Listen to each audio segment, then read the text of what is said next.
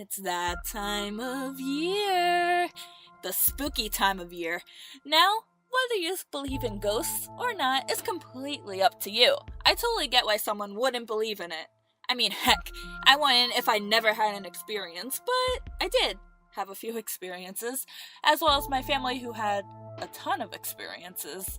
So, now in the spirit of Halloween, I shall share my top 5 scary stories with you.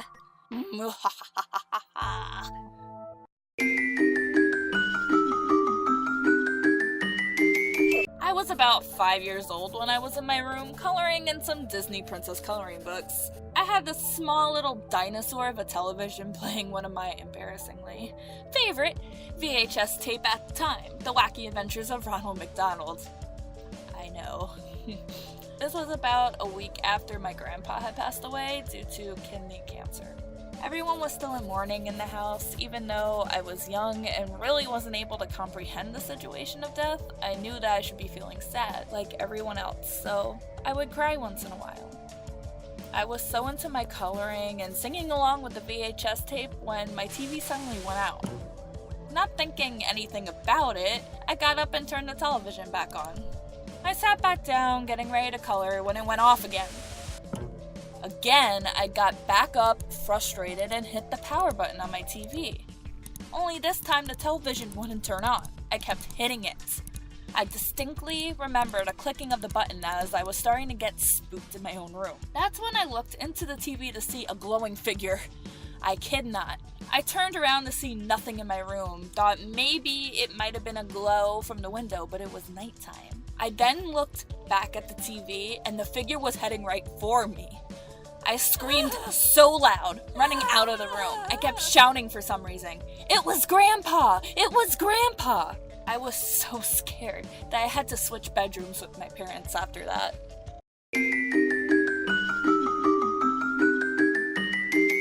The apartment building that I lived in growing up in New Jersey was a refurbished old church.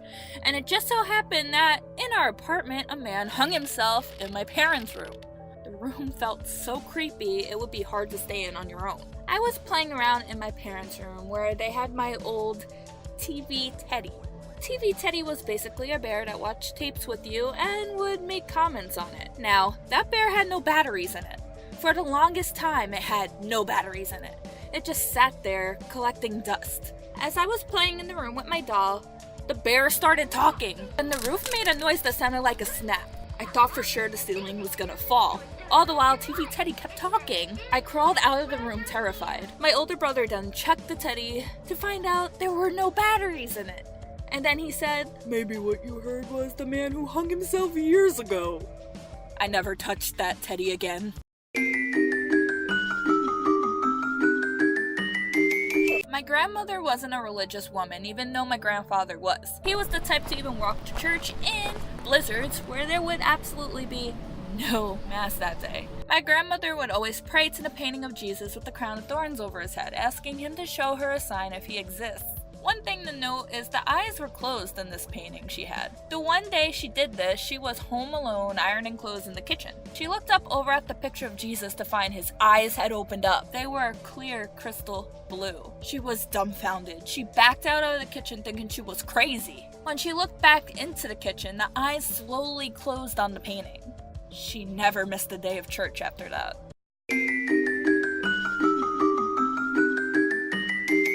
When my aunt was 17, she shared a room with my mother. My mom was fast asleep in her bed while my aunt was studying. She was a real bookworm.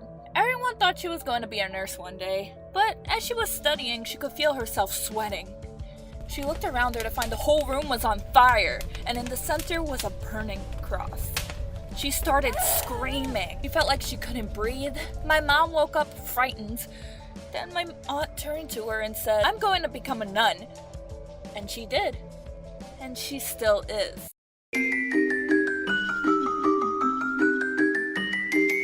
Now this was in the apartment building that was a refurbished church. I swear this place was haunted. I was down in the basement getting my Barbie bicycle. Oh yes, I was riding in style.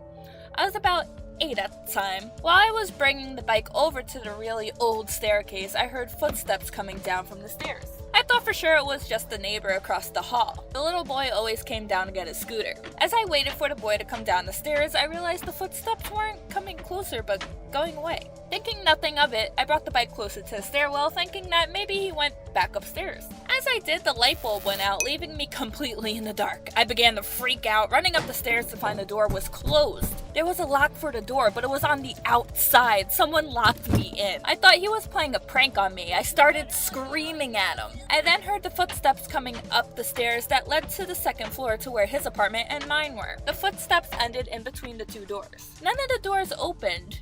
No talking.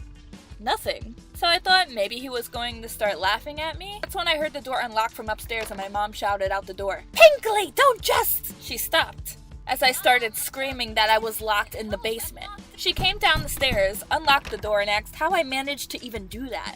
But she was creeped out because she heard footsteps coming up the stairs. We then saw the neighbors pull up in their car. They weren't home, and the neighbors that live downstairs are too sick to walk out of their apartment. Soon after, the light clicked back on downstairs. We closed the door and I never went down there alone again. Now, all these stories are 100% true. Whether you believe it or not is completely up to you.